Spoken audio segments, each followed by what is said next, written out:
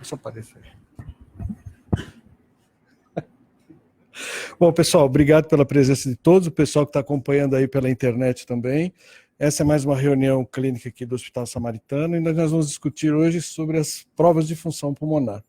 Então, o Dr. Rafael Miranda, que é da equipe de pneumologia, vai falar sobre noções básicas de provas de função pulmonar, espirometria, pletismografia, indicações. E a doutora Daniele Bedin, que também é da nossa equipe, que é pós-graduanda da Unifesp, na área de pré-operatório.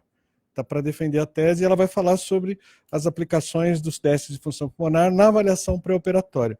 E, por fim, a Milena, que é da equipe de fisioterapia, vai demonstrar aqui para a gente como é que se realiza sucintamente um teste de espirometria, para a gente ver as dificuldades que os pacientes possam ter, até para nortear a indicação das pessoas quando for fazer a solicitação do teste, porque tem algumas pessoas que não têm condições de realizar o teste e muitas vezes são solicitados também. Então, vou começar com o Dr. Rafael. Fica aí, Rafael, todo seu. Obrigado. Oi, gente, boa noite. Meu nome é Rafael, eu sou médico pneumologista aqui do Samaritano, também atuo no Hospital de Força Aérea de São Paulo e sou médico assistente lá da disciplina de pneumologia lá da Faculdade de Medicina do ABC. Eu vou falar um pouquinho para vocês sobre prova de função pulmonar. Na verdade, assim, qual que é o objetivo da apresentação? É introduzir alguns conceitos básicos, tá? Sobre o exame que está na rotina e na mesa de todo pneumologista todo dia e também de alguns clínicos, né? Todo paciente que apresenta queixa de dispneia, chega procurando um médico com queixa de dispneia, acaba fazendo o exame e aí o clínico tem que ter aquele jogo de cintura para poder interpretar o exame, tá? Então, esse que é o objetivo da apresentação de hoje, tá bom? Então, vamos lá.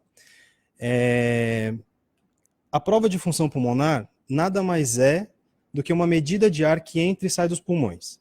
A gente faz isso com base em um aparelho que a gente chama que é o espirômetro, né, o pneumotacógrafo, e aí o paciente vai soprar, vai inspirar e a gente vai ver qual que é realmente o valor ou o distúrbio que aquele paciente apresenta, tá?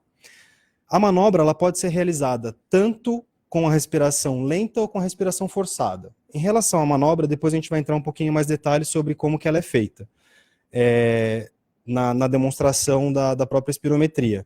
Mas eu também vou falar depois um pouquinho, a seguir da apresentação, o que a gente espera de um teste de função pulmonar. E para que serve o teste de função pulmonar? Ele serve para a prevenção de algumas doenças respiratórias, a gente consegue atuar preventivamente, dependendo do teste do resultado do teste. A gente consegue diagnosticar e determinar qual que é o distúrbio que aquele paciente tem, qual que é o distúrbio ventilatório que aquele paciente tem. Será que ele tem um distúrbio ventilatório obstrutivo? Será que ele tem um distúrbio ventilatório restritivo? Ou será que é um distúrbio ventilatório misto? Assim por diante, tá? E é um exame extremamente peculiar. Por quê? Porque ele depende praticamente de 3 fatores. O paciente, a técnica empregada na realização do exame e os equipamentos utilizados para tal. Por quê? O paciente ele precisa entender qual que é a manobra a ser realizada. Se o paciente não compreender a manobra, infelizmente a gente não consegue resultado satisfatório na execução do exame, tá? Além disso, precisa de uma técnica adequada também a utilização dos equipamentos, como eu havia dito anteriormente, tá? Então, para a gente começar a falar um pouquinho do assunto, é primordial que a gente lembre alguns conceitos da fisiologia. A função pulmonar, na verdade, a gente tem uma resultante, digamos assim, de todo o ar que sai Deixa eu ver aqui onde que a gente aponta. Aqui. Eu não sei se o pessoal que está em casa consegue ver direitinho, mas a gente tem aqui um esquema que foi retirado do West, da fisiologia respiratória, que exemplifica aqui como que funciona a nossa árvore respiratória. Sabidamente, nós temos 2 zonas, né? A zona de condução e a zona de troca, ou nossa própria zona respiratória, que é onde é feita a troca dos gases. A função pulmonar, na verdade, é um resultante de todo o ar que digamos, que passa por aqui, né? É o ar que sai lá do ácido, do alvéolo, e percorre todo o caminho até chegar lá na traqueia e atingir o aparelho. Então, é importante a gente saber que a gente não vai ter um valor e uma resultante como se fosse uma seringa empurrando um êmbolo para deslocar um determinado volume de ar. Toda essa resultante aqui determina um padrão específico no teste de função pulmonar. Então, é isso que a gente precisa saber. Esse padrão é determinante para a gente saber se o paciente tem uma doença determinada ou não, entendeu? E, além disso, é interessante a gente relembrar alguns conceitos da fisiologia, como o diagrama de volumes e capacidades pulmonar. Então, se nós imaginarmos um paciente respirando normalmente em repouso, nós temos que aqui o volume corrente, né? Que é aquele volume de ar que o paciente respira tranquilamente. Chega num determinado ponto em que o paciente executa uma inspiração máxima, seguida de uma expiração máxima. Essa manobra a gente chama de capacidade vital, né? Depois eu vou entrar um pouquinho mais em detalhe. A capacidade vital ela pode ser realizada tanto de maneira forçada quanto de maneira lenta. Cada teste tem uma implicação diferente no teste de função pulmonar. Além disso, nós temos a capacidade pulmonar total, que é a quantidade de ar, falando de maneira leiga, a quantidade de ar que realmente cabe dentro do pulmão. Nós temos o volume residual, que é a quantidade de ar que fica dentro do pulmão que não é mobilizado.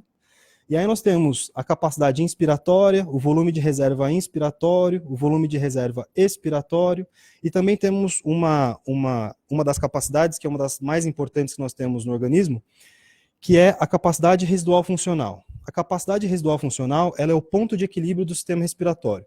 É quando o sistema respiratório está em repouso, em equilíbrio de tanto da caixa torácica quanto do próprio pulmão, quando o paciente encontra-se em repouso com a glote aberta. Em determinados testes, esse dado aqui para a gente é fundamental. Bom, e como que a gente faz a interpretação do teste de função pulmonar? Com o passar do tempo, vários autores buscaram na nossa população a análise dos preditos brasileiros. O que é o predito? Na verdade, o teste de função pulmonar é um teste comparativo.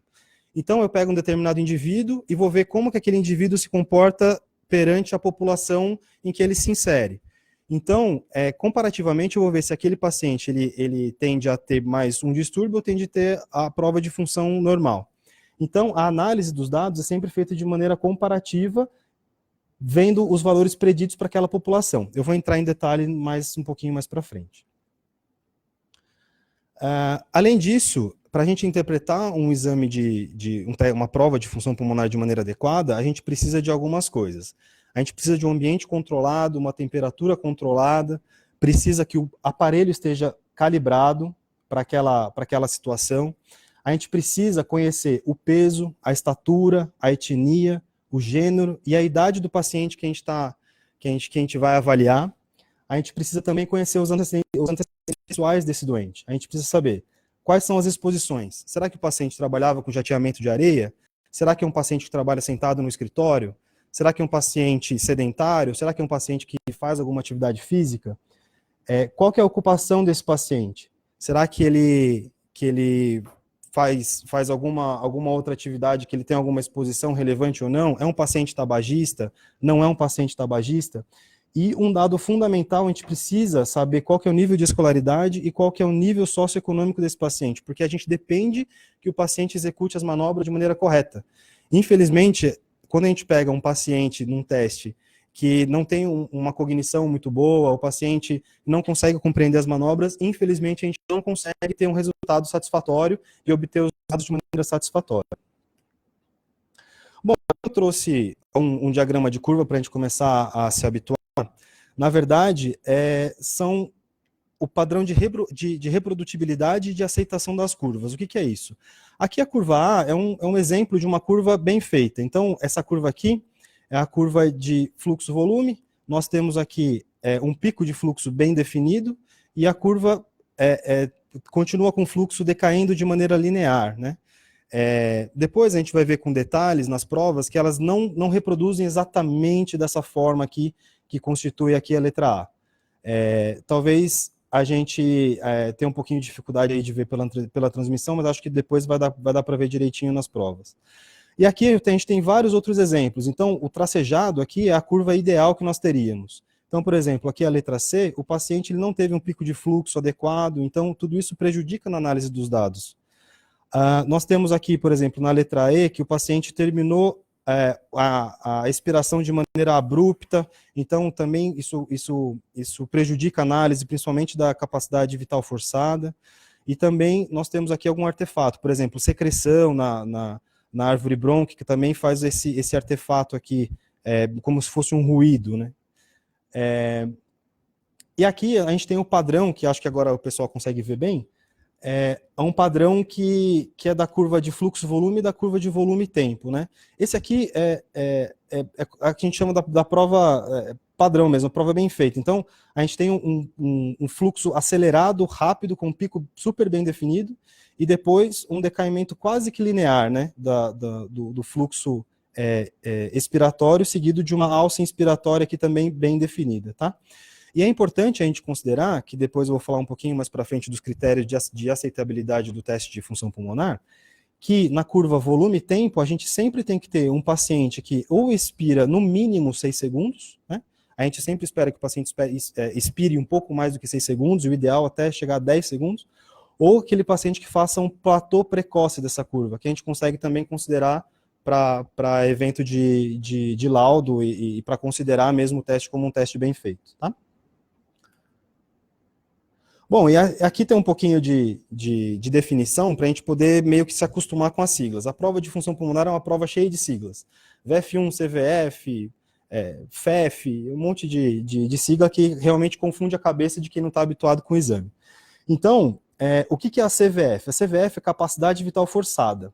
A capacidade vital forçada, como eu disse anteriormente lá no diagrama de volumes e capacidades, é quando o paciente ele inspira e expira de maneira rápida e abrupta.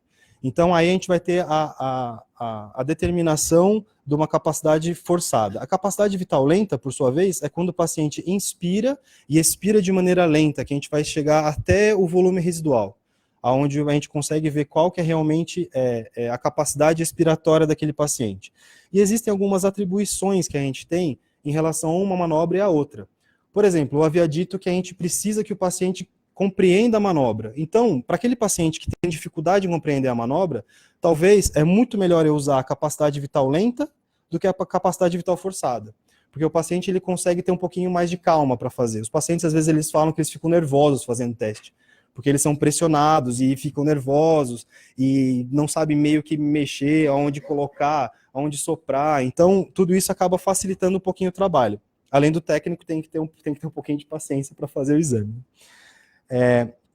Além disso, a gente tem alguns dados de que quando a gente tem uma discrepância nos valores de capacidade vital forçada e capacidade vital lenta, pode indicar que o paciente não foi colaborativo, mas também pode indicar que a gente teve um colapso dinâmico das pequenas vias aéreas. Então, são pequenos dados que a gente consegue juntar no quebra-cabeça da função pulmonar ali para poder elaborar um laudo e saber qual que é realmente a patologia que aquele paciente apresenta, né? Então, continuando nossa sopa de letrinhas aqui, a gente tem também o VF1, que é o volume expiratório forçado no primeiro segundo, que é aquele pico que eu havia dito aqui para vocês, que é esse daqui, ó. A gente consegue determinar bem ele na curva, que é o VF1. Além disso, a gente também tem a relação que a gente utiliza, que eu vou falar um pouquinho mais para frente, da relação VF1-CVF e da relação VF1-CV, ou CVL, que é o índice de Tifenot, que a gente aprende lá na faculdade. E também nós podemos analisar na prova de função pulmonar os fluxos intermediários, que a gente tem lá o fluxo expiratório intermediário de 25% a 75%, que são os dados que a gente pega bem no final da expiração, da metade para o final da expiração daquele paciente. Cada dado a gente consegue fazer com que tenha uma aplicabilidade diferente no teste de função pulmonar. Muito bem, aí, passando essa sopa de letrinhas, na verdade, a gente tem maneiras de classificar os distúrbios ventilatórios, né? Eu trouxe aqui só alguns exemplos de definição, um pouquinho mais tranquilos, porque não queria aprofundar muito em relação aos fluxos intermediários, porque foge um pouco do objetivo da aula de ser alguma coisa básica. Os fluxos intermediários são coisas que a gente acaba utilizando já como diferencial, tentando extrair o máximo do que a gente pode da prova de função pulmonar. Então, como que a gente analisa a prova de função pulmonar? Em primeiro lugar, a gente vai bater o olho na relação, no VF1-CVF. O VF1-CVF é muito importante para a gente. Por quê? Se ele for acima de 0,7, isso aqui é uma coisa que muita gente confunde, porque a gente tem dois valores na prova de função pulmonar, depois que eu vou mostrar um pouquinho para frente. A prova de função pulmonar, a gente tem o valor absoluto e o valor predito. Então, a gente sempre tem que olhar primeiro o valor absoluto, depois de usar o broncodilatador. Então, a gente vai ver aqui, VF1-CVF maior do que 0,7 pós-broncodilatador, ou maior do que o limite inferior da normalidade. mais uma CVF maior do que 80% do predito, aqui sim, eu vou bater o olho no predito. Configuram para mim uma espirometria normal, desde que respeite o padrão da curva que eu mostrei anteriormente, tá? Isso aqui sempre considerando o padrão da curva, tá bom? O distúrbio ventilatório obstrutivo, por sua vez, a gente vai ter uma relação VF1-CVF menor do que 0,7, ou menor do que o limite inferior da normalidade. Dessa forma, a gente, com esse dado aqui, na prova de função pulmonar, a gente parte para a análise do VF1 isolado, em relação aos preditos pós-broncodilatador também. Então, se eu tenho um predito entre 80% e 60%, é um distúrbio ventilatório obstrutivo leve. Um predito entre 60% e 40% é um moderado, e um menor do que 40% é um acentuado. Então, aqui que está a principal diferença. Depois a gente vai complicar um pouquinho mais. A principal diferença da análise do VF1-CVF maior do que 0,7 e menor do que 0,7. Esse aqui é um numerinho mágico que a gente sempre tem que guardar, tá bom? Aqui a gente começa a complicar um pouquinho mais. Eu falei que o VF1 sobre CVF maior do que 0,7, a gente poderia considerar uma prova normal, ou maior do que o limite inferior da normalidade. Porém, quando a gente tem combinado uma CVF, uma capacidade vital forçada, ou uma capacidade vital lenta menor do que 50%, a gente pode falar em distúrbio ventilatório restritivo. Por que pode falar? Porque o diagnóstico mesmo é dado de uma outra forma, que eu também vou comentar um pouquinho mais para frente, tá? E se nós temos um VF1 sobre CVF maior do que 0,7, ou maior do que o limite inferior da normalidade, e um CVF ou CVL maior do que 50%, porém menor do que 80%, aí nós falamos em distúrbio ventilatório inespecífico. Tem alguns autores que eles não gostam muito desse termo, de distúrbio ventilatório inespecífico. Por quê? Porque, na verdade, esse termo a gente consegue ver numa prova pulmonar completa, que eu vou falar um pouquinho mais para frente, completa tomografia, enfim. Na verdade, alguns autores, eles simplesmente laudam essa prova como relação proporcional, né, o VF1, relação mantida, desculpa, o VF1-CVF mantido com uma diminuição proporcional do CVF e do VF1. Então, que precisa, às vezes, de estudo adicional para a gente poder dar o diagnóstico do distúrbio que aquele paciente tem. E aqui eu trouxe alguns exemplos para a gente poder comentar, né? Aqui, o que a gente tem? Em primeiro lugar, a gente sempre tem que ver na prova de função pulmonar a identificação do paciente e as informações. Então, não sei se o pessoal de casa está conseguindo ver direitinho, mas aqui, ó, a gente tem a altura do paciente, 1,65, o peso, 93 quilos, o sexo, masculino, idade, 56 anos. E informação sobre história tabágica ou qualquer outra informação que o técnico consiga colocar lá para a gente e que o paciente também ajude o técnico a colabore para o exame, para a gente poder analisar e saber qual que é a história daquele doente por trás do papel e dos dados que nós temos. Então, em primeiro lugar aqui, a gente sempre bate o olho nas curvas. Primeiro, a curva fluxo-volume e a curva volume-tempo. Curva fluxo-volume, nós temos um pico bem definido. Aqui, se a gente for ver, esses pontinhos rosa, eles determinam os preditos para a gente já, na prova de função pulmonar. Então, nós temos um pico bem definido, um decaimento do fluxo aqui quase que linear e uma alça inspiratória super bem definida, tá? E aqui mostra para mim que o número está super pequenininho aqui, mas pode acreditar que ele expirou mais do que 6 segundos, tá? Então, com essa morfologia de curva, eu considero esse teste como um teste bem feito. Então, a partir disso, eu parto para análise dos dados. Em primeiro lugar, eu bato o olho na VF1 sobre CVF e vejo aqui que ele teve uma relação de um valor absoluto de 0,82, que atingiu 100% do predito para esse paciente, com um CVF de 3,99, 115% do predito, e um VF1 de 3,26, 115% do predito. Então, qual que é o laudo dessa espirometria? Uma espirometria normal, tá? Isso daqui é o que a gente espera encontrar nos pacientes que a gente avalia, tá bom? Aqui eu trouxe um outro exemplo. Batendo o olho na identificação, nós temos uma paciente do sexo feminino, de 23 anos, altura 1,57, peso 52 quilos, tá? E aqui a gente coloca uma história tabágica de 20 anos maço. Estranho, né? Uma paciente super jovem com uma história tabágica de 20 anos maço. Então, uma coisa para a gente ficar com a antena ligada. Se eu for considerar, além disso, ela colocou aqui, ó, uma observação para a gente. Diagnóstico, ansiedade. Provavelmente o médico que pediu o exame colocou lá que estava pesquisando alguma coisa relativa à ansiedade, ou o paciente apresentava uma dispneia, enfim. E aí, olha que interessante. Se a gente fosse considerar a avaliação dos valores absolutos aqui, sem considerar a morfologia da curva, a gente tem aqui que tem uma relação preservada, né, de 0,8, tanto nas duas manobras, mas a amarelinha aqui foi tida como a melhor de todas, uma relação de 0,8 com 92% do predito, e um CVF de 3,42 e um VF1 de 2,75, que dá 93% do predito. Se a gente fosse olhar só isso aqui, a gente ia considerar que era uma prova normal, né? Uma prova normal, então não tem muito segredo. Só que, quando a gente olha a curva, a gente vê que ela teve um volume retroextrapolado grande aqui atrás, ó, da curva do fluxo-volume. A gente tem que não teve nenhuma linearidade da curva volume-tempo, a paciente expirou rápido, sem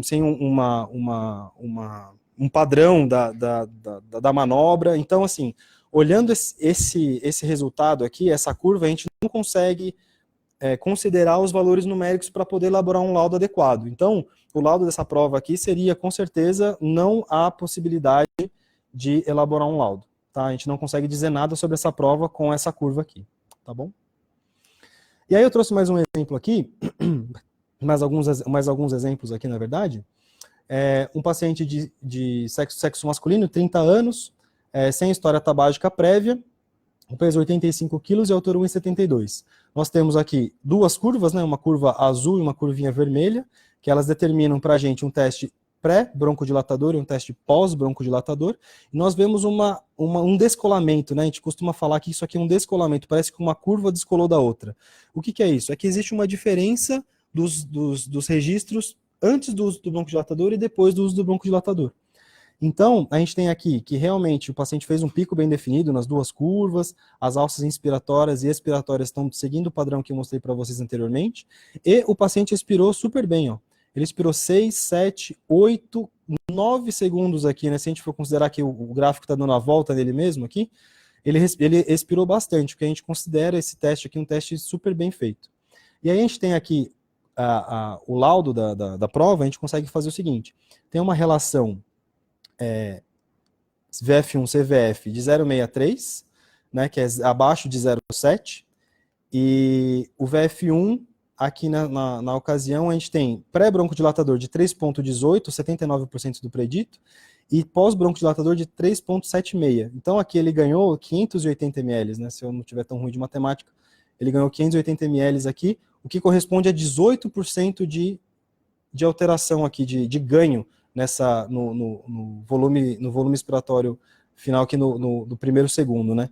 Isso aqui a gente considera como uma resposta, além do que, antes, sem querer atropelar, da CVF também, ele teve de 5,11 a 5,98, ou seja, tanto na CVF quanto na VF1, ele corresponde a critérios de resposta broncodilatador, tá? Então a gente considera esse paciente que ele tem um distúrbio ventilatório obstrutivo leve com resposta broncodilatador, tá bom? E aqui eu trouxe o último exemplo aqui, só para a gente ilustrar. Esse daqui é uma paciente que teve sexo feminino, 47 anos, também não tem nenhuma história de tabagismo prévio, 1,55, 1,55 de altura, 55 quilos, né? Então tem uma curva aqui super bem definida, e a gente tem aqui uma relação preservada, né? Se a gente for pegar o amarelinho que foi a melhor manobra que ela fez, uma relação preservada de 0,86, com uma redução proporcional do VF1 e CVF, em que o CVF de 0,72 com 23% do predito e um VF1 de 0,62 com 24% do predito.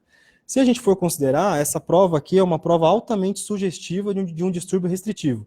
Aliás, a gente pode considerar mesmo com distúrbio restritivo, porque o CVF é menor do que 50%, né? Só resta saber qual que é realmente a capacidade pulmonar total, que a gente vai ver um pouquinho mais para frente, né? E aí, é bastante coisa, bastante informação, só que ainda tem mais. A gente tem alguns métodos adicionais à espirometria simples que eu mostrei para vocês. A gente consegue fazer com que os pacientes eles tenham os volumes e as capacidades mais bem, como eu vou dizer, mais bem aferidas ou mensuradas, digamos assim, através da capacidade de difusão, né? O que é capacidade de difusão? Nós sabemos que a gente tem na estrutura respiratória a membrana alvéolo-capilar, e que o nosso pulmão ele é um órgão que está tanto em contato com o meio externo quanto o meio interno. Então é um órgão que faz a troca gasosa no seu meio mais íntimo ali. Então, o que é isso aqui? Esse aqui é um diagrama que é uma exemplificação da membrana alvéolo-capilar, que nada mais mostra para a gente a difusão dos gases aqui pela própria membrana, né? O que a gente precisa pensar? Na verdade, não é só o fluxo de ar que importa. A gente precisa também analisar qual que é a capacidade que o nosso pulmão tem de captar os gases e também de liberar os gases. Então, a gente acaba estudando também a capacidade de difusão de CO. Na verdade, o que é a capacidade de difusão de CO? É a medida de transferência do monóxido de carbono, que é o CO, do gás inspirado até o volume capilar pulmonar. E aí vocês vão perguntar para mim, tá bom, mas por que a gente vai usar o CO? Por que a gente não usa o oxigênio? Por que a gente não usa o CO2? Por que a gente não usa o nitrogênio? Simples, porque o CO ele é um gás que tem uma alta afinidade pela hemoglobina. Então, devido a essa alta afinidade, eu presumo que no sangue do paciente eu tenha baixíssimas concentrações tendendo a zero de CO. Então, o que eu faço? Qual que é o segredo dessa manobra? A gente vai pegar uma concentração conhecida de CO, um volume conhecido de CO, uma concentração conhecida, e eu vou dar para o paciente inalar. Dando para o paciente inalar, a gente espera em média aí 7 a 10 segundos para saber o quanto desse CO realmente transferiu para o plasma, o quanto desse CO difundiu através da membrana alvéolo capilar. E aí a gente vai ter uma estimativa de como funciona esse mecanismo aqui, entendeu? Nesse contexto, a gente pode pensar, putz, se eu pegar um paciente com enfisema, que tem uma destruição parenquimatosa muito grande, eu posso pensar que o paciente vai ter uma redução da difusão, porque ele perde bastante membrana alvéolo capilar, né? Ele perde bastante. Só que, por outro lado, a gente depende também da hemoglobina. Então, se o paciente, por exemplo, aquele paciente DPOC que não usa oxigênio, aquele paciente enfisematoso, hipoxêmico que não usa oxigênio, que tende a ser poliglobúlico, muitas vezes a gente vai levar esse paciente para o teste, a gente pode ter até uma difusão normal. Por quê? Nas áreas que ele ainda tem a membrana alvéolo capilar funcionante, passa um montão de hemoglobina, e aí vai pegar um montão de CO. E aí vai dar uma falsa impressão para a gente de que realmente esse teste aqui é pseudonormal. A gente tem alguns métodos de corrigir a difusão de CO pelo volume alveolar. Tá? Mas isso daí é um pouquinho mais específico e faz com que a gente faça um montão de cálculos para poder estimar qual que é realmente o volume alveolar daquele paciente. Tá? E aí, quais são as indicações da gente fazer a capacidade de difusão de CO? Quando a gente pensa em algum diagnóstico diferencial de obstrução ao fluxo aéreo, quando a gente tem utilidade na detecção precoce da doença pulmonar intersticial também, que a gente já vai ver uma baixa difusão naquele paciente que não é tão sintomático. Tá? O diagnóstico diferencial de restrição do volume pulmonar, avaliação de incapacidade nas doenças intersticiais e DPOC, para a gente estimar realmente o quanto que a gente tem de difusão no pulmão daquele paciente, o acompanhamento e o segmento das doenças pulmonares intersticiais e avaliação pré-operatória em cirurgias de ressecção pulmonar. Tá? Então, esse é um método de grande utilidade aí que a gente acaba usando no dia a dia. E além disso, a gente tem a plethysmografia. O que é a plethysmografia? É um método que a gente usa para determinar os volumes pulmonares e a resistência das vias aéreas, grosseiramente. Então, o que constitui o teste? O teste constitui uma câmara hermeticamente fechada, em que o paciente se encontra aqui e obedece às ordens aqui do executor do exame.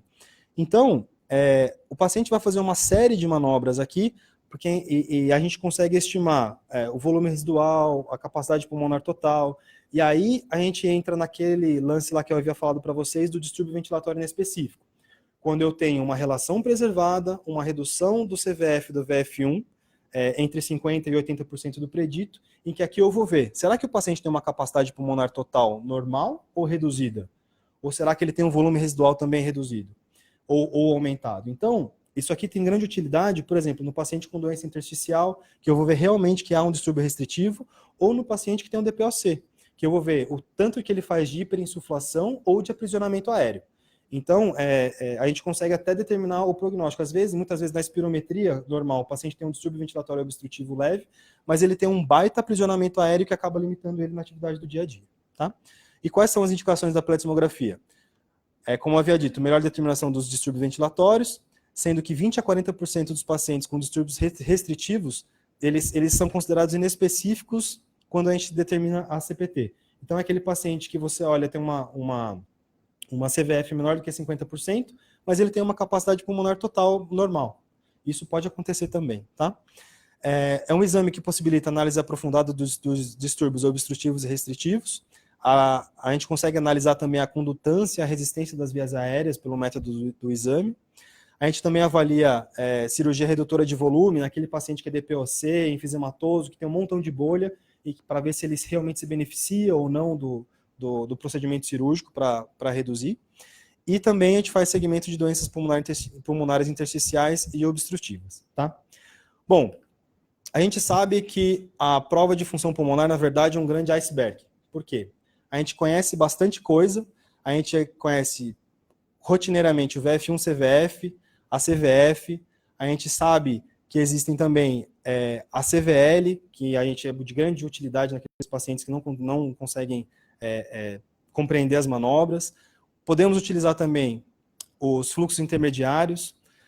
Na pletismografia e na prova pulmonar completa, né, que a gente acaba falando, a gente consegue ver o volume residual, difusão, resistência, condutância, o CPT, e também existe um outro método de grande utilidade que é a ergospirometria, o teste cardiopulmonar de esforço, que é um capítulo à parte, que a gente consegue determinar também outros fatores limitantes, quando a gente não consegue a resposta nem na prova simples, né, que a gente acaba falando, que é a espirometria, nem na prova completa. A gente parte já para uma análise mais aprofundada do paciente ao esforço, enfim, que a gente consegue saber.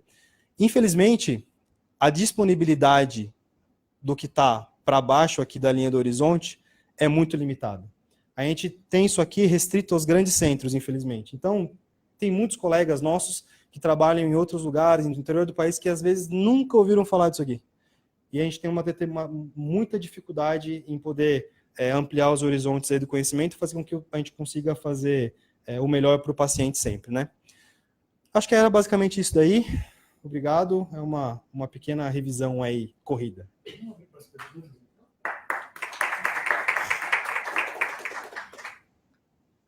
Rafael?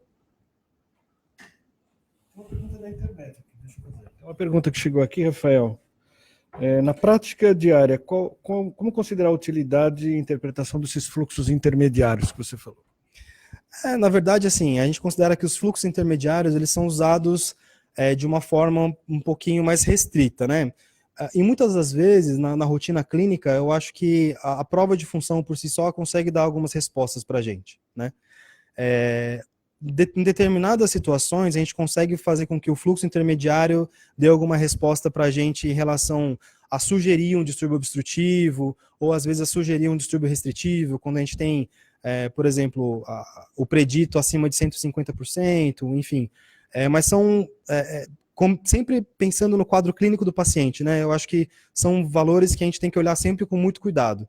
Porque lá no laudo, com certeza vai ter escrito prova de função pulmonar compatível com a normalidade, ou sugerindo distúrbio restritivo ou obstrutivo. Então, eu acho que os fluxos intermediários, na verdade, eles têm que ser utilizados com bastante cuidado, e, na verdade, quem utiliza mais é o especialista. Eu acho que na prática clínica mesmo, para o clínico, eu acho que acaba passando batido mesmo. Acho que é mais os valores absolutos mesmo que a gente acaba usando. Mais alguma questão? Eu acho que alguns pontos que o Rafael falou que são importantes para a gente ter, ainda mais para quem não é o pneumologista, né? Tem colegas que não são e tem muitos que estão acompanhando que não são. Primeira coisa, antes de ver os valores e essa sopa de letrinhas, que realmente pode ser um pouquinho confuso à primeira vista para quem vê, é olhar a morfologia da curva.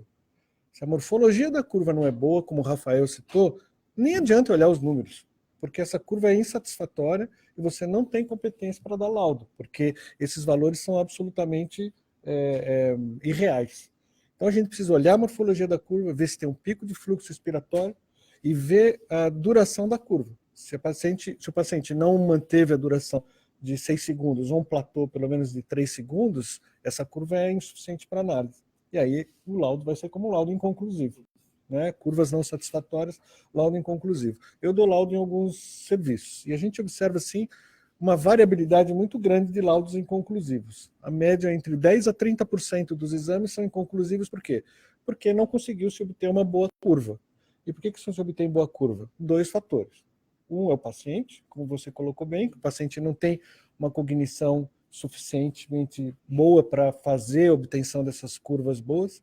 E aqui no hospital a gente tem problemas, porque muitas vezes o exame é feito no leito, o paciente não está numa posição adequada, ele tem doenças que impedem a realização de uma boa curva. Então, é natural que as curvas do ambiente hospitalar não sejam muito boas, né?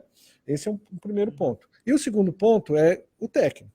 Se o técnico não tiver condição adequada de estimular esse paciente a fazer uma boa curva, porque às vezes com o técnico não faz, mas com o outro faz. Porque, como você falou na apresentação, é a paciência do técnico, é a compreensão do técnico. O técnico precisa saber quando aceitar aquela curva, porque aquela curva, se tiver um volume extrapolado grande, já não serve. Se tiver uma parada abrupta, já não serve. Se não tem um pico de fluxo expiratório, já não serve. Se a força expiratória não serve. Então, esses dois fatores. A partir daí, se as curvas, a morfologia estiver boa, aí a gente parte dos números.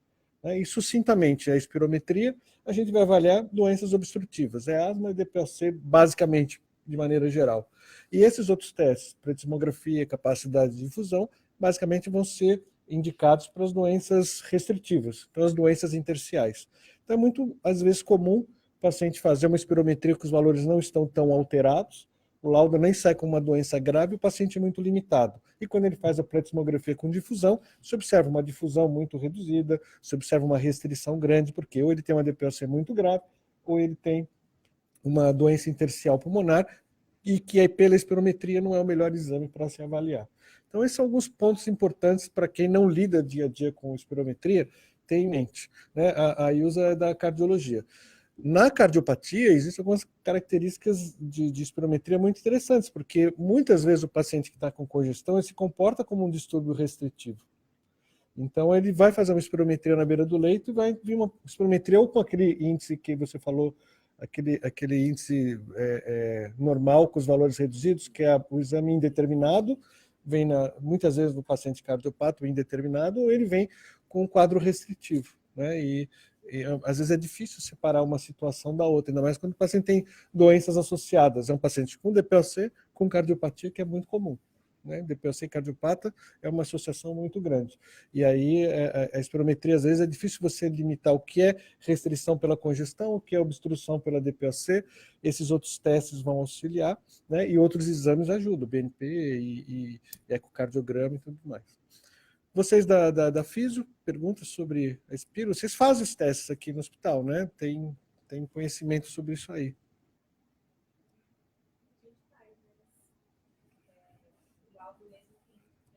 Não, o laudo é médico, mas assim, as dificuldades que vocês têm na realização do exame. Quando ele não é bem indicado, o paciente está tendo muita tosse, por exemplo, não consegue fazer. E aí independe do técnico, né? Assim não vai conseguir. Ou muitas vezes o cognitivo também. Porque ou é muito idoso, ou é muito criança, e aí não consegue entender como é feito o exame. E a gente não consegue fazer isso. Eu acho que o principal que a gente tem no hospital é exatamente a indicação. O colega muitas vezes pede um teste e não sabe por que está pedindo, e também não sabe da dificuldade que é realizar o teste, da necessidade da cognição do paciente. E as curvas não conseguem sair boas, porque o paciente ele é idoso, às vezes tem paciente com Alzheimer que pedem teste, ou criança muito pequena, de 2, 3 anos, para fazer um teste. Então tem situações em que não tem como obter boa curva, por mais que o técnico se esforce, ele não vai conseguir obter boa curva. Então é fundamental quem vai pedir o teste saber também da indicação e das condições do paciente realizar esse teste. Mas esses aparelhos novos hoje em dia têm várias opções de exame. Tem na volume corrente, no BPM. Na prática de vocês, quando vocês querem fazer o exame, esses resultados são importantes ou é mais mesmo uma forçada? Não. Isso é uma pergunta interessante. O Andrei, para quem não ouviu aqui pela internet, está perguntando se há necessidade de fazer o exame completo, com VVM, capacidade vital lenta, ou só a espirometria forçada. Eu acho fundamental para todo paciente fazer a lenta e a forçada. Isso é fundamental. Principalmente na situação que o Rafael citou, do exame indeterminado. Muitas vezes o exame é indeterminado porque o paciente ele tem uma relação normal, mas ele tem uma redução da CVF e da VF1 proporcional. Então ele tem o VF1 e CVF baixos, é a relação normal. Esse exame passaria como indeterminado. Se ele tiver aprisionamento aéreo, quando você faz a capacidade vital lenta, você elimina essa obstrução, porque ela é acentuada durante a expiração forçada, e ele vai ter uma CV lenta, por exemplo, normal. Então, esse paciente não é indeterminado, na verdade, ele é obstruído. Então, é fundamental realizar a curva lenta e a curva forçada. Agora, VVM é um exame que não é indicado para todo mundo, a gente vai utilizar muito pouco, né? O FEF 2575, que foi a pergunta que veio aqui pela internet, é um exame que já, habitualmente na curva normal, já vai sair, então não tem essa preocupação de não obtenção, mas a curva lenta é importante. E o Rafael comentou muito bem ali. A curva lenta nunca pode ter um valor menor que o da CVF. Se o valor da curva lenta é menor que o da CVF, é porque a curva foi mal feita. Né? A curva lenta ela tem que ser no mínimo igual da CVF ou maior. Porque a CVF, teoricamente, se o doente, quando a gente faz a expiração forçada, a gente está obstruindo via aérea. Então, teoricamente, a CVF tem que ser menor que a CV lenta. Se a CV lenta é menor que a CVF, você sabe, eu já nem olho essa CV lenta, porque eu sei que ela foi mal feita. E geralmente isso daí é cooperação do paciente, porque se ele tem um CVF boa, não tem porque a CV lenta ser baixa. Ele tem volume de pulmão para pôr para fora ali. Se ele não está pondo é porque ele não está tendo uma cooperação. Então a gente tem que estimular esse sujeito a inspirar mais profundamente, expirar mais prolongadamente. É que, às vezes, no dia a dia, né, nos serviços de espirometria, o volume é tão grande e o técnico acaba não prestando atenção nesses detalhes e naqueles exames que são feitos a cada 15 minutos, não presta atenção nisso, as curvas saem mal feitas. Mas, assim, a CV lenta nunca pode ser menor que a CVF. Então, esse é um ponto importante que você colocou. Muito bom. Mais alguma pergunta? Só valeria a pena lembrar um conceito, ao que é a obesidade, né? A obesidade é importante também, porque em pacientes obesos a gente vai frequentemente encontrar na espirometria uma relação proporcional, uma relação preservada com uma diminuição proporcional da CVF e do VF1. Né? E aí, nesse contexto, a gente vai para a pletismografia e aí a gente vê que o paciente tem uma CPT normal e a restrição, entre aspas, é dada mesmo pela própria obesidade. Né? Então, acho que é um conceito importante para lembrar. E aí volto no início da apresentação dele, do Rafael. Olha sempre os dados do paciente. Primeira coisa que eu faço quando eu vejo espirometria, eu vejo, obviamente, o nome, se o mesmo do paciente que está na minha frente, e segundo, altura e peso. Porque aí você já tem noção, pela altura, para o peso, se esse IMC do paciente é mais do que 30, provavelmente vai vir alguma restrição, é esperado ali. Né? Vai ter alguma restrição ali. E aí você vai avaliar a morfologia da curva. Curva morfológica boa, aí vamos para os valores e vamos interpretar aqueles valores. Se a curva morfológica já não foi boa, já nem adianta olhar aqueles valores ali. Né? E tem algumas dicas na espirometria, quando a gente avalia, e o Rafael falou, voltando aos fluxos intermediários, que é o FEF 2575, a gente não tem capacidade de dar com certeza um laudo de distúrbio restritivo pela espirometria, porque precisa da pletismografia. Mas a gente pode inferir pela redução da CVF, né, por uma relação VF1-CVF normal e por um hiperfluxo em pequenas vias. Aquele FEF 2575, quando o doente é obstruído, ele também é obstruído ali as pequenas vias aéreas. Então, você vai ter um fluxo intermediário, que é chamado, reduzido. Agora, quando ele tem uma doença restritiva, por conta do recolhimento elástico desse pulmão ser mais rápido, geralmente ele tem um hiperfluxo nas pequenas vias aéreas. O FEF 2575% está aumentado. Então, se ele está acima de 150% e está com os volumes acima reduzidos, esse cara não é obstruído. Provavelmente ele é restritivo. Então, tem isso que o Rafael falou. O especialista pode olhar alguns dados ali de volumes intermediários ou de outros dados daquele conjunto de informações que tem na espirometria que podem te fornecer um resultado. Porque pletismografia, difusão, mesmo em São Paulo, que é um grande centro, são poucos locais que fazem. Tem um laboratório grande em São Paulo, na Vila Mariana, que faz, e você pede um exame e está levando 30, 60 dias para fazer. Né? Uma outra rede de laboratórios grandes, eu não vou falar nome para não fazer propaganda, simplesmente parou de fazer provas de função pulmonar porque não era rentável. Então, tem alguns laboratórios, poucos em São Paulo, que estão fazendo, ou alguns serviços de escola que estão fazendo. Então, a gente não tem uma disponibilidade de difusão para a pletismografia como gostaria de ter. E a gente mesmo, imagina então uma pessoa num centro menor, numa cidade do interior, onde esses equipamentos custam 100, 150 mil reais para realizar um exame que o convênio vai reembolsar cerca de 70, 80 reais. É um investimento grande para um retorno pequeno.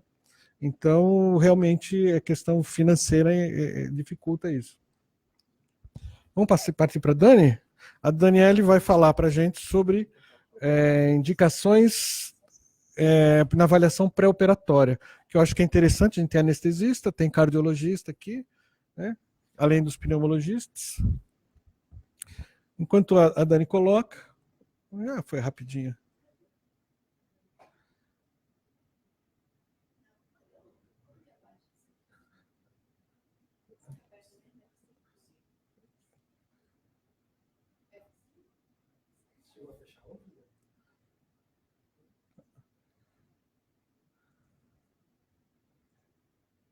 Desce na flechinha ali do lado, na lateral.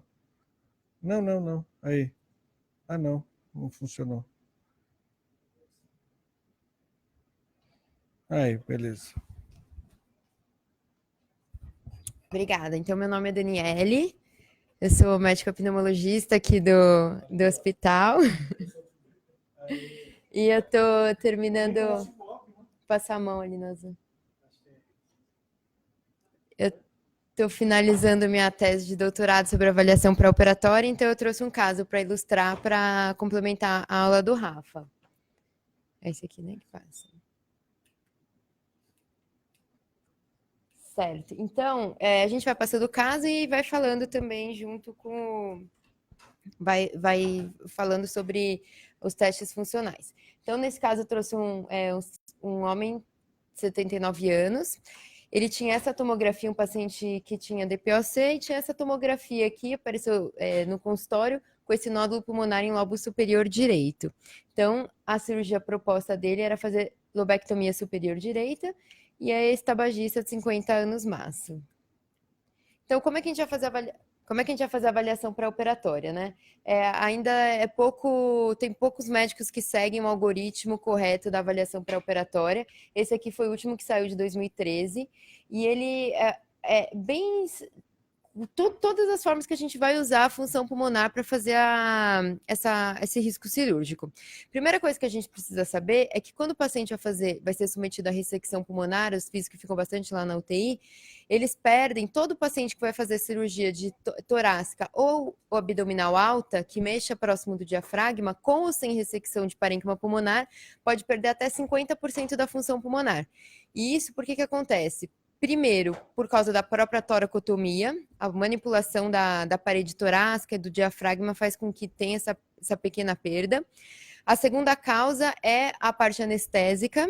Então, a anestesia geral faz com que faça microatelectasias, diminua a perfusão, a ventilação pulmonar, faz diminuição dos macrófagos, e isso faz com que essas microatelectasias contribuam, junto com a toracotomia, com a perda funcional. Então, até o 7º dia do pós-operatório, o paciente pode perder até 50% da função pulmonar prévia, e depois ele vai se restabilizando. Ele vai alcançar a função que ele tinha no pré-operatório. Então, se ele tirou, por exemplo, um lobo superior, depois do 7º dia, ele vai alcançando o que ele tinha mais ou menos no pré, mas pensando em retirar, né, que você tirou uma parte do parênquima. Então, essas são a fisiopatologia da perda funcional. E aí, esse aqui é o algoritmo que a gente usa. Então, a primeira coisa que a gente vai avaliar num paciente é o risco cardiovascular.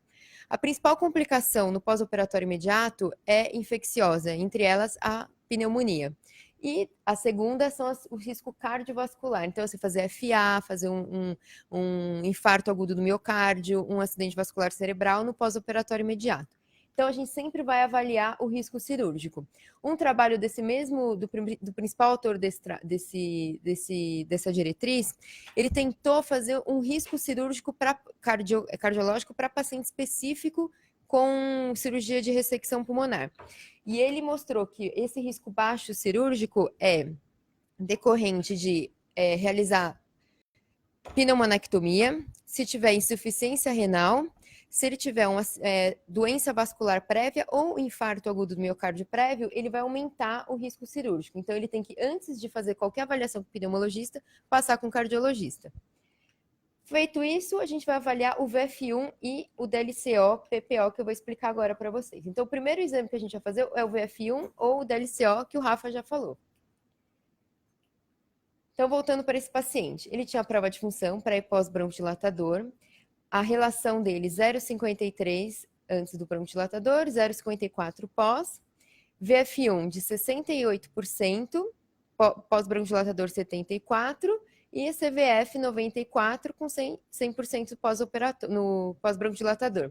Então, aqui um distúrbio ventilatório obstrutivo leve, com resposta a bronquidilatador. Então, esse paciente já tinha essa obstrução. E aí, o que a gente vai fazer? E ele também fez o DLCO. Quando que o DLCO é indicado na avaliação pré-operatória? Quando o paciente tiver enfisema, se ele tiver doença restritiva pulmonar ou se ele tiver dispneia desproporcional a essa prova de função. No caso, esse paciente tinha enfisema, por isso que a gente indicou a função o DLCO. Então, aqui vocês estão vendo o VF1 e o DLCO PPO. Então, é previsto para o pós-operatório. O que é isso?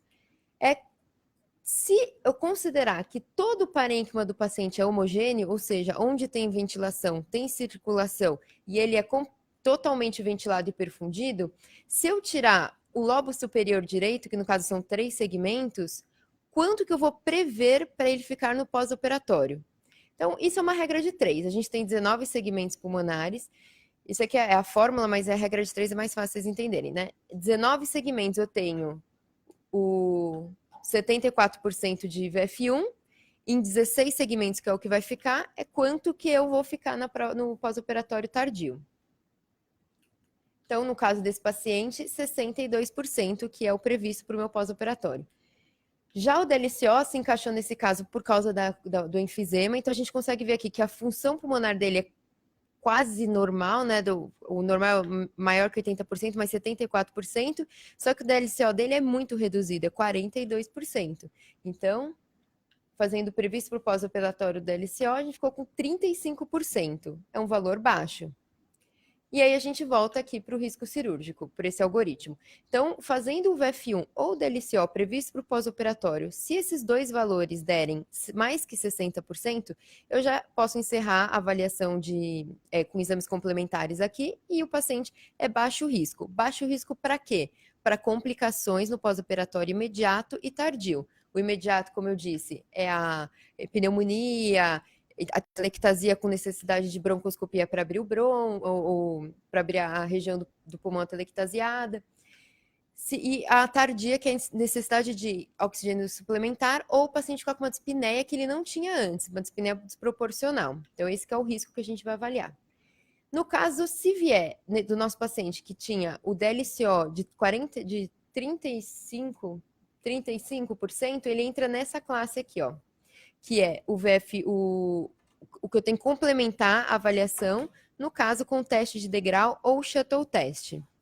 Apesar de serem testes que são relativamente fáceis de serem feitos, ele depende de uma certa disponibilidade. Então, o shuttle test precisa ter o profissional que consiga fazer esse exame com boa qualidade, e o teste do degrau é um teste difícil de fazer, porque o padronizado dele é um degrau do tamanho específico, o paciente tem que subir uma escadaria, como se fosse nos trabalhos de teste do degrau para pré-operatório. A escadaria tem que ser sempre linear, não pode ser aquelas que rodam, que é o que tem na maioria dos hospitais. Então, esses testes aqui, eles são pouco usados, assim, eles são usados, mas eles são pouco usados na prática mesmo da avaliação pré-operatória. Se os dois valores tivessem dado menor que 30%, eu já iria direto para o teste de exercício. Como lá na instituição que eu trabalho não tinha disponibilidade desses dois testes, a gente foi direto para o teste de exercício, que é a ergospirometria que o Rafa citou inicialmente. Então, a gente vai para essa parte aqui do teste. Então, o teste de exercício, eu sou suspeita para falar que eu gosto muito da interpretação. Eu acho que é um exame muito completo, que a gente consegue avaliar tanto a parte ventilatória de trocas gasosas, quanto a parte metabólica e a parte de trocas de cardiovascular. Então, voltando um pouco para a prática clínica do ambulatorial, às vezes o paciente vem com dispneia, aí você pergunta, tem falta de ar. Quando faz parado? Não, eu tenho falta de ar só quando eu faço um esforço. E aí, quando você vai fazer uma espirometria, uma pletismografia, um DLCO, são exames que o paciente está parado. Então, às vezes, ele não consegue fazer com tanta minúcia, assim, de falar, a falta de ar é só quando ele tem falta de ar. Por exemplo, um paciente que tem broncoespasmo induzido pelo esforço. Quando ele estiver fazendo espirometria, pode ser que venha normal, mas se ele faz alguma atividade, algum esforço, pode ser que venha alguma alteração. Então, no teste de exercício, para avaliação pré-operatória, que é o que eu mais faço, aqui só voltar um pouquinho para vocês entenderem, o que a gente vai avaliar no teste de exercício é o VO2 máximo, ou seja, o consumo de oxigênio a distribuição e o consumo de oxigênio pelo músculo. Só que o teste de exercício, ele é muito maior que isso. Quem já teve oportunidade de avaliar um teste de exercício, é um teste que a gente faz, pode ser feito na esteira ou na bicicleta. No caso, eu faço na bicicleta, porque a gente consegue determinar a rampa de incremento. Então, eu escolhi de 10 watts. Então, de 1 em 1 minuto, eu aumento 10, a bicicleta vai aumentando 10 watts na potência dela. E ele é sempre interrompido por sintomas do paciente ou por alguma alteração eletrocardiográfica ou de saturação importante. Nesse caso, o paciente interrompeu o exame com Borg de 7 de dispneia e fadiga de membros inferiores de 9. E aí eu vou falar mais ou menos, vou dividir a interpretação do teste de exercício. Apesar do pré-operatório, a gente só avaliar o VO2. Então, as respostas metabólicas, o que é isso? É o consumo de oxigênio para a carga que eu estou, a carga incremental do teste. Então, a cada carga que vai aumentando, 1, 2, 3, até o máximo, eu vou ter o consumo de oxigênio que ele seja de uma forma linear.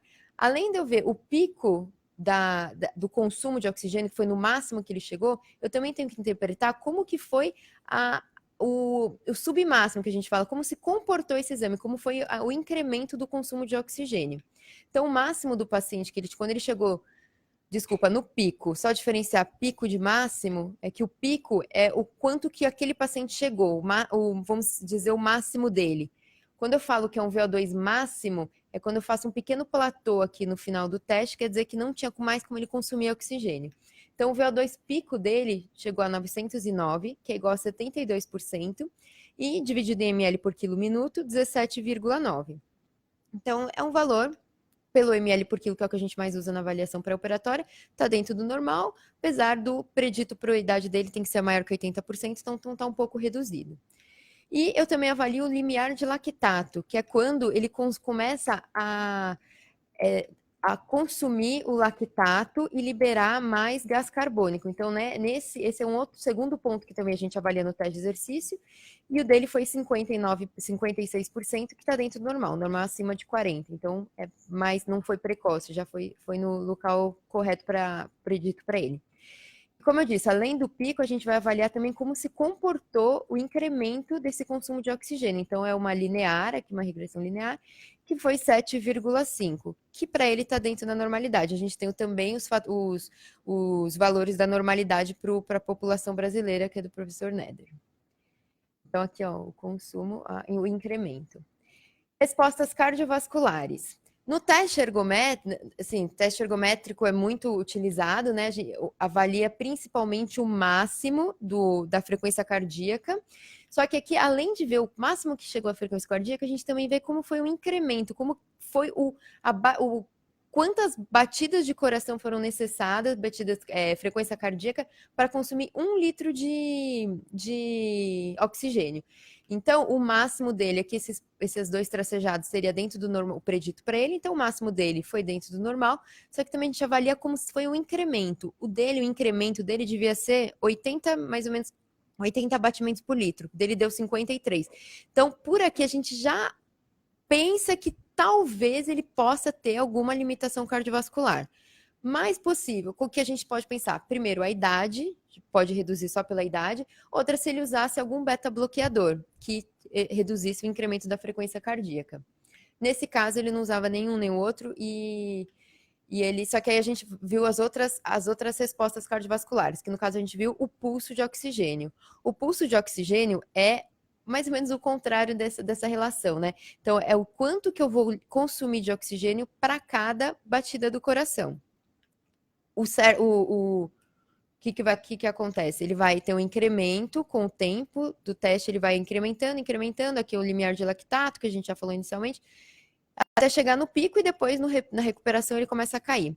Se o paciente tem alguma limitação cardiovascular, o que acontece? Aqui ele pode não chegar no predito para a idade dele, que é esse tracejado lilás, e ele, além de não chegar, ele pode fazer um platô, ou seja, eu não estou conseguindo, o coração não está suportando a frequência cardíaca para consumir o oxigênio na periferia. Então, esse é um outro sinal de limitação cardiovascular que ele não teve. Aqui, ele tinha provavelmente por causa da idade. E as respostas ventilatórias? A resposta ventilatória, a gente vai ver esses dois gráficos principalmente, que é o VE, que é o volume minuto que ele vai fazer pelo tempo. Aqui é bem legal esse teste aqui. O VVM, a ventilação voluntária máxima, que é também uma forma de você avaliar a função pulmonar, que é bem mais antiga. E essa relação VE-VVM, o que é? O VE é o tanto que ele chegou no máximo, quando ele não estava mais aguentando pedalar, quanto que ele estava ventilando, que é essa parte aqui. E o VVM é o quanto que caberia no pulmão dele, que é mais ou menos seria aqui, esse tracejado aqui. Esse tracejado não, esse valor de mais ou menos 70, 75. Então, no máximo dele, ele só estava ocupando, vamos dizer, ventilando 55% do que cabia no pulmão dele. Então, por aqui eu vejo que ele não tem nenhuma limitação ventilatória. Por mais que ele seja um DPOC, ele não parou a ventilação, não parou, desculpa, o exercício por causa da ventilação. Então, ele parou por causa da fadiga mesmo, que foi o que a gente viu. E esse outro VE-VCO2 está super em alta agora nos estudos, que é o quanto que ele vai ventilar para liberar o gás carbônico. Esse daqui, o valor é na avaliação pré-operatória, a gente considera acima de 34 com o maior risco para ter complicação cardiovascular, ou seja, quanto que o paciente tem que ventilar para liberar o gás carbônico. Esse aqui é bem mais, vamos dizer, estou falando assim bem por cima, que tem bem mais coisa que até da minha tese, mas e esse valor acima de 34 já mostra na avaliação pré-operatória que ele pode ter alguma complicação no pós-operatório. Então, a história clínica desse paciente, voltando, a gente calculou o VF1-PPO de 62%, o DLCO-PPO de 35%, por isso que a gente fez o teste de exercício, e pelo algoritmo que a gente viu aqui, a única coisa que a gente vai avaliar no teste de exercício, apesar de eu ter falado tudo aquilo, é o VO2. Então, o VO2 dele de 72 entra aqui, ó, entre 35% e 72%, que é um risco moderado dele desenvolver insuficiência respiratória, pneumonia, essas coisas. Atelectasia com necessidade de broncoscopia. Então, risco pulmonar moderado. E aí, o que tem na literatura? Aquela diretriz que é mais usada é de 2013. Esse aqui, que é esses dois autores italianos, esse aqui é o artigo que eu mais gosto da avaliação pré-operatória, que ele é uma revisão, ele é de 2016, e eles tentam colocar um algoritmo, assim, complementar o algoritmo que já existe. E é bem legal isso, ó, porque ele avalia a ressecção pulmonar, então aquele risco cardíaco que eu tinha comentado com vocês. E aí, vendo o risco cardíaco, eu já vou fazer o DLCO e o VF1 previsto para o pós-operatório. Se for maior que 60%, é baixo risco, igual eu já tinha falado. Se vier menor que 60%, eu faço o teste de exercício cardiopulmonar direto. Então, não tem aquela opção de fazer, por exemplo, um shuttle test ou um teste integral. Por quê? Porque o teste de exercício, ele passa muito mais informação do que um simples VO2. Então, o que eu consigo ver fazendo os testes de exercício é que muitas vezes o paciente não tem nenhuma limitação ventilatória, não tinha nenhum sintoma cardiovascular, e a gente vê que ele tem alguma doença cardiovascular. Ele faz FA na recuperação, por exemplo. E isso faz com que o risco cardíaco dele para cirurgia, que ele não sabia anteriormente, seja um risco para a cirurgia. E aí a gente vai ver no teste de exercício o VO2, que nem a gente já tinha visto anterior, em ml por quilo, 20, 10 a 20 e 10. E o mais interessante, o VE-VCO2. Também eu avalio o VE-VCO2, porque o VE-VCO2 é um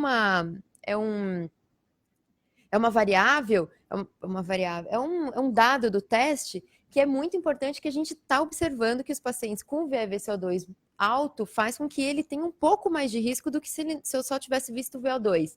Então, vamos supor, um paciente que tem um VO2 de 20 aqui, ele é baixo risco. Só que se ele tiver alguma limitação do VE-VCO2, talvez ele evolua com alguma complicação. Então, esse aqui é o algoritmo que a gente usa mais lá no ambulatório da Unifesp, justamente por ter essa complementação do VE-VCO2. Apesar daquele ser a diretriz, esse aqui é o que vocês quiserem, eu posso passar para vocês, esse é o artigo mais interessante, que faz a revisão total dos testes de exercício, de todos os exames que eu vou fazer no pré-operatório. E aí, só para terminar a história clínica, o paciente fez a lobectomia superior direita. No 5º dia do pós-operatório, ele evoluiu com dispneia. E aí foi visto no raio-x de tórax que ele tinha feito uma telectasia. Lógico que todos os pacientes que fazem cirurgia vão fazer a telectasia, né? Mas o dele fez uma telectasia que não conseguiu responder às manobras da fisioterapia e ele teve que ser submetido à broncoscopia. Então, ele já foi considerado como um paciente que complicou. E aí ele recebeu alta no pós-operatório. Tá bem. Então, só a mensagem que eu quero falar para vocês, assim, por mais que a gente não tenha falado nada de teste de exercício em só, deu um geral, é um exame que deve ser pedido, assim, tinha que entrar mais na nossa rotina, e principalmente na avaliação pré-operatória, que eu vejo muitos colegas que acabam falando, mas para que eu vou fazer um teste de exercício? Eu peço só para subir escada, se aguenta, faz o exercício, faz a cirurgia. Mas ele começa a passar muito mais informação do que a gente acha que é só um simples andar rápido. Tanto é que por isso que o shuttle teste e o teste degrau está sendo um pouquinho mais retirado e entrado mais um teste com mais informação. Porém, tem esse problema. A gente está num grande centro que é fácil fazer o teste de exercício, né? Na realidade, talvez não seja. É isso.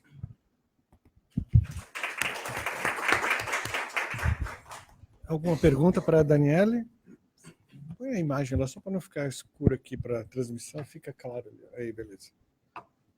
Perguntas, vamos lá. Você vai falar de pré-operatório. Vou sacanear minha amiga de alguns anos, né, Dani? Dani, na verdade, assim, minha pergunta é um pouco da sua prática clínica, da prática clínica do Rafa. O que vocês poderiam falar para mim, anestesista, o que eu preciso ficar atento quando eu estou fazendo o meu ambulatório de pré-anestésico? Esse paciente, aparentemente, ele não tem nenhuma doença pulmonar clara, em que eu preciso enviar para vocês de forma clara. O que eu preciso observar para que um alerta acenda e eu fale, não, vou mandar esse paciente para o ambulatório da pneumo para fazer uma avaliação antes de submeter ele, não só a uma cirurgia torácica ou abdominal alta, como qualquer outra cirurgia, prevendo que eu não vá ter complicações pulmonares. Que realmente a gente observa bastante em cirurgias em que o paciente vai no pós-operatório, fazer um pós-operatório imediato na UTI, que é quando ele acaba batendo mais atenção com relação a essa parte. Realmente, as complicações são evidentes. Então, o que eu preciso me atentar no paciente para que eu envie para vocês antes de encarar a cirurgia? Então, o principal é a avaliação clínica mesmo dele. Se ele tem algum antecedente de alguma doença pulmonar, principalmente pensar em hiperreatividade, então aquele asmático, bem mais ou menos, uma rinite bem mais ou menos, é bom pedir avaliação pré-operatória, principalmente pulmonar, principalmente se ele vai ser submetido a cirurgia anestesia geral, por causa da intubação. A principal complicação desses pacientes dos pneumopatas é broncoespasmo. Então, vai fazer anestesia geral, já pensa, se ele tem alguma hiperreatividade, ele provavelmente vai fazer broncoespasmo. A gente vê muito. Paciente que vai na indústria anestésica, faz um broncoespasmo, volta tudo lá para a fila de novo. Então, principal parte clínica. Não tem nada clínico, a gente pensa fatores de risco, tabagismo, por exemplo. Só ser tabagista sem nenhum sintoma não ia justificar. Por exemplo, pedir uma espirometria, que os exames que a gente pede no pré-operatório é para evitar a complicação no pós. Então, a espirometria, só por ser tabagista, não. Mas, por exemplo, ele é tabagista que tosse um pouco. E uma coisa importante do paciente pneumopata, eles são hipopercebedores. Então, às vezes, a gente pega um DPOC que tem prova de função de 40%, e fala, tem falta de ar? Não. Tem inchado no peito? Não, não tenho nada.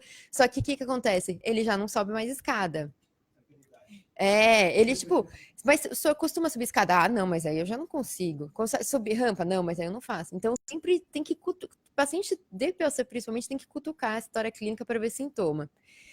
Da parte do local da cirurgia, torácica e abdominal alta, sempre pedir espirometria, função pulmonar, por causa dessa perda de 50%. Da função pulmonar. Então, bariátrica, por exemplo, é sempre importante avaliar. E o demais, por exemplo, cirurgia de catarata, cirurgia periférica, que a anestesia é local ou um bloqueio, no máximo, mas história clínica. Viu história clínica, não tem nada de pneumopatia, não tende a complicar. Mais alguém fazendo pergunta? Você falou muito do teste de exercício, Dani. Teste cardiopulmonar, ergospirometria para os mais velhos. Mas, assim, é muito difícil a gente ter esse exame no dia a dia. Para se a gente for pedir um teste cardiopulmonar para todo mundo que vai fazer uma cirurgia, é inviável. Não tem, assim como a gente não tem pré-tomografia para todo mundo, a gente não tem o teste cardiopulmonar. Na prática, vamos supor, temos um paciente que vai fazer uma cirurgia, seja abdominal, seja torácica, não tem possibilidade do teste cardiopulmonar. Como é que você orienta esse pré-operatório? Então, e também às vezes nem porque não tem o exame, às vezes o paciente não consegue pedalar, não consegue andar, né, na esteira. Nesses casos, a gente tem que ter exames complementares, então ver a parte cardiovascular, por exemplo, com um eco simples mesmo, às vezes se tem necessidade de fazer alguma coisa com estresse, mas pelo menos um eco simples. Cintilografia pulmonar também é importante. A gente vai avaliando meio que pelas beiradas, para ver se tem alguma outra alteração que justifique. Infelizmente, em alguns casos não dá para a gente avaliar no esforço, que é o mais importante desse teste, é para ver a parte do esforço. Quando é assim, não conseguiu de jeito nenhum, a gente sempre coloca toda a conduta do pré-operatório, toda a orientação do pré-operatório como se fosse um paciente de alto risco. Então, por exemplo, o paciente não conseguiu fazer laringeectomizado, por exemplo. Não consegue fazer de jeito nenhum. Aí coloca como maior risco. Então, vaga de UTI, faz corticoide antes, faz inalação antes, diminui hiperreatividade antes, toda fisioterapia intensificada, tudo o máximo. E a gente não tem como garantir 100% quando vai ficar a função pulmonar no pós-operatório. Mas, pelo menos no intra e no pós-operatório imediato, tem como a gente compensar. Mas é um exame difícil, mas aqui em São Paulo a gente ainda consegue, né, pedir. Fora que eu acho que não. Ilza, você que é cardio, como é que faz a orientação pré-operatória de maneira geral aí na área da cardiologia? O ideal é a história clínica. Isso que ela comentou, você investigar as características, particularidades de cada paciente.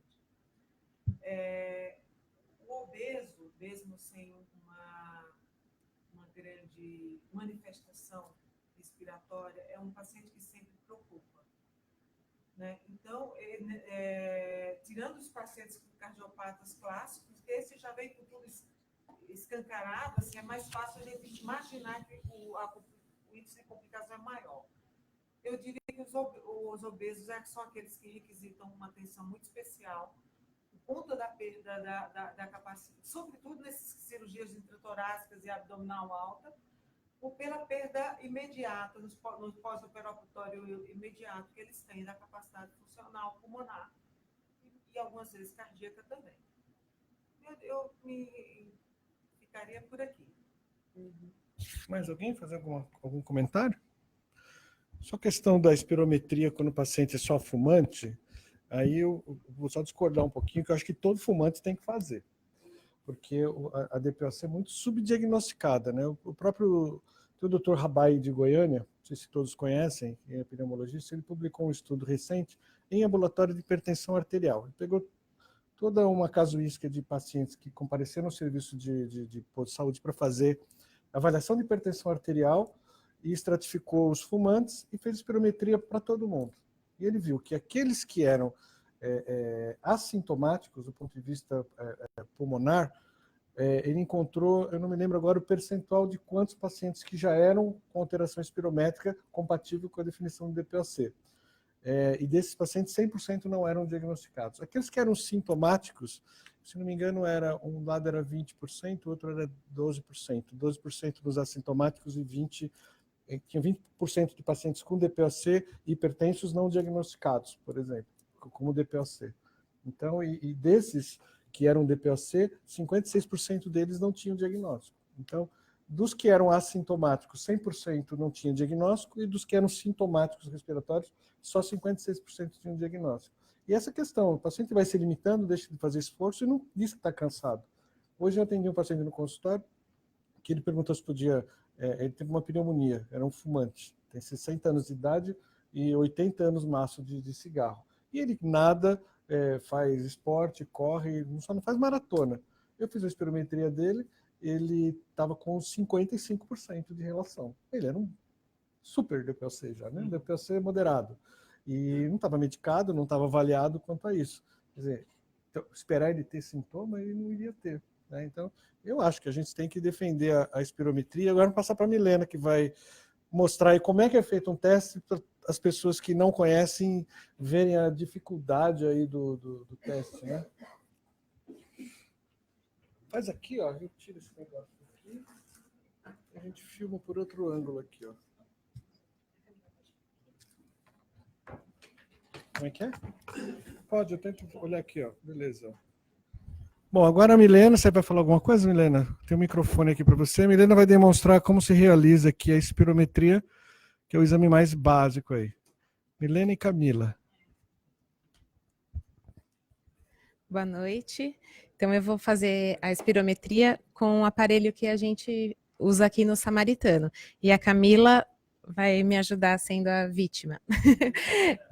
Para vocês conseguirem visualizar, eu fiz com a Camila ontem e fiz a impressão que é a que vocês receberam aí em mãos, tá bom?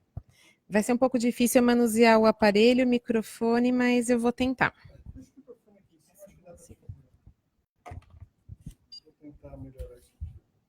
Então, aqui a primeira coisa, como o Dr. Rafael falou, é fazer o cadastro do paciente e aqui ele vai perguntando várias coisas sobre hábitos tabágicos, sexo, idade e tudo isso, então eu vou cadastrar primeiro a Camila.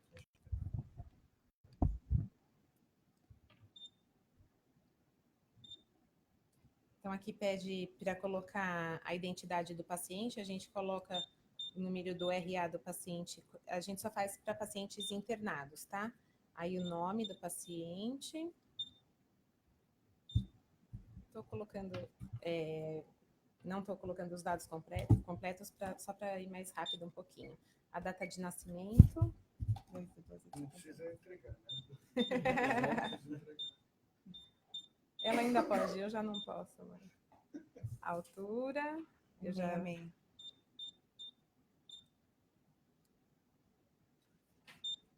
Peso, você disse para mim. Aí pergunta a etnia, sexo, se é fumante ou não, eu já sei que não. Asma, ela tem diagnóstico de asma. E aí a gente vai começar então a fazer as curvas aqui do aparelho. Aqui no hospital, esse aparelho é totalmente higienizado. A gente usa um degermante para higiene e vem essa espirete, que é onde o paciente vai colocar a boca. É tudo aberto na frente do paciente para ele saber que é totalmente descartável. E a gente usa um clipe nasal. Aí eu vou ter que explicar para o paciente, eu vou fazer como se a Camila nunca tivesse feito, que é para vocês saberem da dificuldade que é num paciente internado. A gente começa o teste fazendo a curva do volume corrente. Então, eu vou falar para a paciente. Então, como que funciona o teste? Você vai ter que fazer o teste com o clipe nasal, vai ficar com o nariz fechado durante todo o tempo do teste, e você só vai respirar aqui nesse bucal, prende o dente aqui e fecha bem os lábios em volta, tá bom? Você vai respirar normal. Quando eu pedir para você puxar fundo, você respira fundo, solta tudo e puxa tudo. Não precisa ser rápido, vai no ritmo da sua respiração normal. Aqui ele pergunta a temperatura.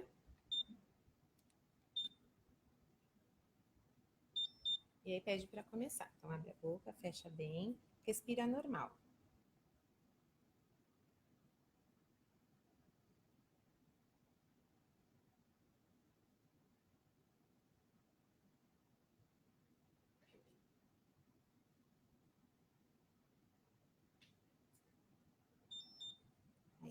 Puxa tudo, solta tudo e puxa tudo. Aí eu finalizo e já dá... Consegue mostrar? Não sei. Acho que tem que pôr aqui bem pertinho. Não sei se dá para ver.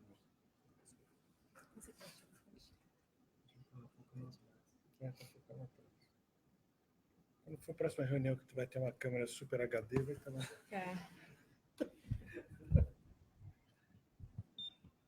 Aí agora vou fazer o outro teste. Peraí, explica o que você fez esse primeiro aí pro pessoal. Então é o volume corrente. Primeiro começa respirando normal e depois faz uma curva, uma inspiração profunda, depois solta e puxa de novo. Então esse é a curva do volume corrente. Essa é a CV. É.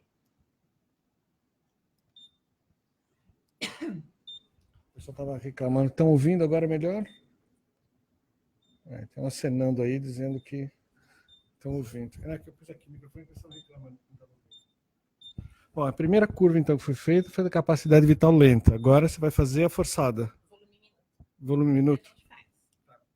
Aí, esse teste agora, você vai respirar como se você estivesse um pouco cansada. Então, você vai puxar tudo, solta tudo, puxa tudo, solta tudo. Ele demora um pouquinho, talvez dê um pouquinho de tontura, mas é normal, tá bom?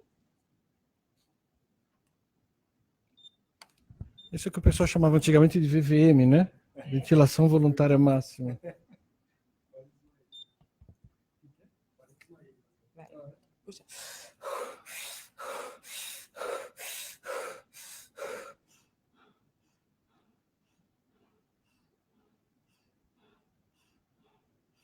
Aí pode parar. É claro que ele deu errado, porque a gente está ao vivo. Mas tudo bem, o pessoal não está vendo o mostrador aí. Porta-manobra só. E aí agora, então, a gente vai fazer a forçada.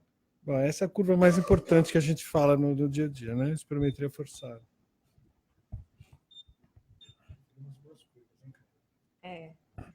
Então, agora essa curva, esse aparelho, ele pede no mínimo três curvas dessa mesma, e a gente tem um pouco de dificuldade maior nessa curva, porque o paciente tem que fazer um pouco mais de esforço.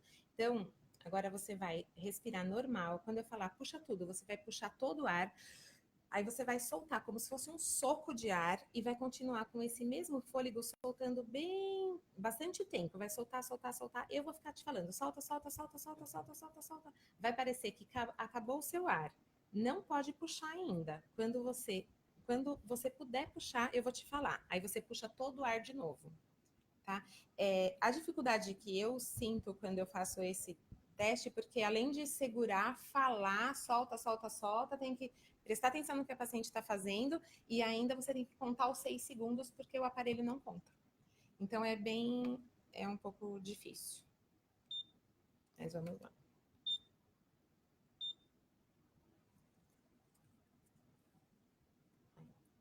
Pode respirar normal. Eu peço 3 respirações normais primeiro. Agora puxa tudo. Solta. Vai soltando, soltando, soltando. Vai, solta, solta, solta, solta, solta, solta, solta, solta, solta, solta, solta. Vai, vai, vai, vai, vai. Puxa tudo. Isso. É assim que eu faço. E aí a gente faz 3 repetições. Acho que não precisa fazer? Não precisa, né? Não. Isso. Então, é essa manobra que é mais difícil, que tem um pouco mais de dificuldade. O que a gente tem bastante dificuldade também, quando a gente faz em paciente idoso, a grande maioria de pacientes internados aqui de paciente idoso, é também a questão da boca. O paciente tem muitas vezes prótese dentária, e aí quando você retira, fica com aquela boca sem conseguir fechar bem no bucal, isso é complicado, ou muitas vezes também a tosse, como eu já falei anteriormente, ou um pouco de saliva que fica, o Dr. Rafael comentou, né, essas dificuldades, um pouco de saliva que fica na boca também, isso tudo dificulta. E aí, quando pede a prova com broncodilatador, isso a gente vê pelo sistema, quando o médico pede, se é com e sem broncodilatador, e aí quando é com o broncodilatador, a gente faz a dose preconizada, que o médico fala, e aí a gente refaz, então, a forçada também 3 vezes, tá bom? Era isso. A língua, eles colocam... O paciente não sabe nem colocar a língua, ele coloca a língua dentro do... coloca a língua dentro do bucal, aí obstrui tudo, não sai fluxo nenhum. Aí tem que explicar também que a língua tem que ser colocada para baixo do bucal, né? Porque senão obstruir não sai nada. Ou senão eles prendem muito, quando você fala para soprar forte, tem uns que apertam aqui, aperta aqui, isso é maleável, e aí também colaba, não dá certo. E as crianças, né? Criança também é uma grande dificuldade, porque apesar de terem estudos que fazem com crianças menores, eu não consegui muito, acho que o que eu fiz menor foi com 6 anos e depende muito da colaboração do paciente e da mãe, né, que está junto, muitas vezes atrapalhando a criança. Aí você pode pedir para se retirar, né? Brincadeira, mas se é uma criança que quer tudo em troca, né, quer fazer alguma coisa, aí a mãe vai ajudando para ver se consegue fazer o exame, mas é bem complicado fazer com criança. Esse aparelho, ele tem um software que também consegue fazer de uma forma lúdica. Então, para as crianças aí tem a bexiguinha, a gente ainda não tem aqui porque precisaria ser a beira-leito, a gente ainda vai ter essa aquisição de um notebook, um tablet para a gente conseguir fazer a beira-leito com as crianças de uma forma mais lúdica, para a criança conseguir fazer, acho que vai ser melhor, mas por enquanto a gente ainda não faz assim. Muito bom. Fala, Ilza. Quando pedir com broncodilatador, ou sempre pedir com broncodilatador? Broncodilatador é quando você quer ver resposta ao broncodilatador. Você está suspeitando de asma, de DPOC, que você quer avaliar a resposta ao broncodilatador. Então, essa é uma indicação do broncodilatador. Não é todo mundo que precisa fazer com broncodilatador. Mas, havendo suspeita de asma, de DPOC, é fundamental fazer. Você quer complementar, Rafael? Não, acho que é isso mesmo. Acho que em grande parte da situação, assim, acho que uma prova simples, sem broncodilatador, já dá um norte bom, assim, em relação ao distúrbio que a gente está pensando. Se realmente pensar em alguma coisa, por exemplo, asma, um paciente atópico, aí acho que vale a pena para ver se realmente ele tem a resposta a broncodilatador no teste. Mais alguém, pessoal? O negócio está torto aqui. Deixa eu virar para cá, que é melhor.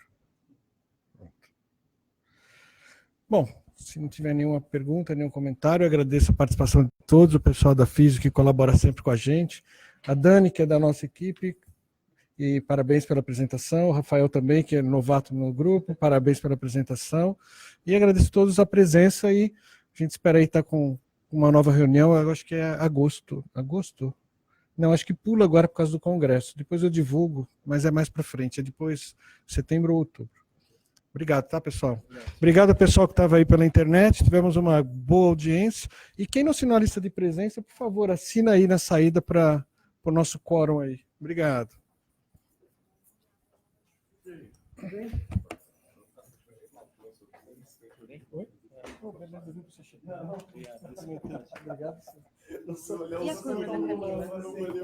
Peraí. Não sou tão mulando assim.